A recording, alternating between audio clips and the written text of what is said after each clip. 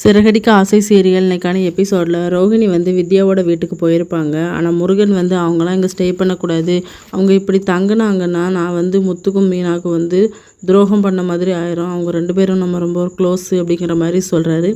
இன்றைக்கி ஒரு நாளாவது தங்கிட்டு போட்டுமே அப்படின்னு சொன்னால் முடியாதுங்கிற மாதிரி சொல்லிடுறாரு. இது எல்லாத்தையுமே ரோஹிணியும் கேட்டுடுறாங்க. அதுக்கப்புறம் வித்யாவும் வந்து சொல்கிறாங்க, என் புருஷன் செய்கிறது கரெக்டு தானே, உனக்கு இந்த டைமில் என்னால் உதவ முடியாது அப்படின்னு சொல்லிட்டு.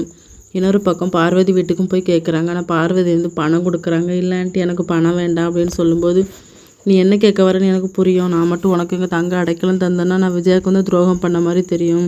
அவள் வந்து என்னோட 30 வருஷம் நட்பு, அவள் என்னோட நட்பை எப்படி பார்த்தான்னு தெரியாது, ஆனால் நான் நட்பாக தான் பார்க்குறேன், ரொம்ப க்ளோஸாக பார்க்குறேன் அப்படிங்கிற மாதிரி சொல்லி அமுச்சு விட்டுறாங்க.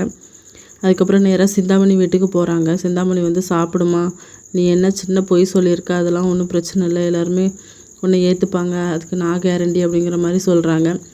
அடுத்த சீனில் முத்துக்கிட்ட வந்து மீனா வந்து சாப்பிடுங்க அப்படிங்கிற மாதிரி சொல்லிகிட்டு இருக்கும்போது, உனக்கு அந்த உண்மை தெரிஞ்சிருக்கல, அது என்கிட்ட வந்து சொல்ல வேண்டியது தானே அப்படின்னு சொல்லி, இல்லை அவள் கிறிஸ்டியோடு சேர்ந்து செத்து போயிடுவேன்னு சொன்னால் அதனால தான் நான் இப்படி பண்ணேன் அப்படின்னு சொல்லும்போது, இப்போ மட்டும் அவள் என்ன செத்து போயிட்டாளா, அவள் வந்து ஒன்றும் சொல்லி பிளாக்மெயில் பண்ணியிருக்கா, நீ வந்து எங்ககிட்ட இருந்து எல்லாத்தையுமே மறைச்சிருக்க, என்கிட்ட சொல்லணும்னா அப்பா கிட்டேயா சொல்லியிருக்கல, அப்பா தானே ஒன்று நம்பினார் அப்படின்னு சொல்லி திட்டுவாங்க.